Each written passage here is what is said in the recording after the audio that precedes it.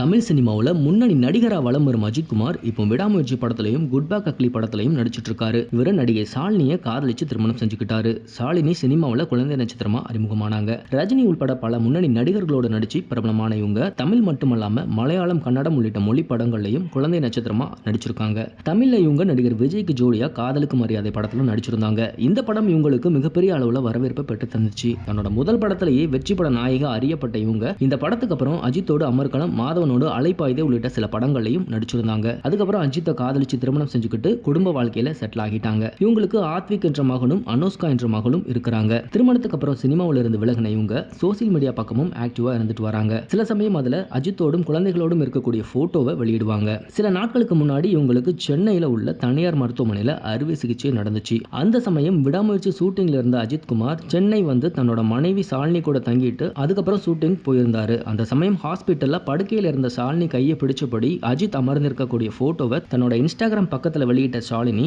உன்னை எப்போதுமே நேசிக்கிறேன்னு கேப்ஷன் கொடுத்திருந்தாங்க. இந்த நிலையில இப்போ தன்னோட மகன் தனக்கு நெத்தியில முத்தமிட்டு அன்பை வெளிப்படுத்தின போட்டோவை இன்ஸ்டாகிராம்ல ஷேர் பண்ணியிருக்காங்க. இந்த போட்டோ தான் இப்போ இணையத்துல ட்ரெண்ட் ஆகிட்டு வருது. இது மாதிரியான சினிமா நியூஸ் பத்தின அப்டேட்டுகளை நீங்க உடனுக்குடன் தெரிஞ்சுக்கணும்னா மறக்காம நம்ம சினி மாடல் சேனலை சப்ஸ்கிரைப் பண்ணிக்கோங்க.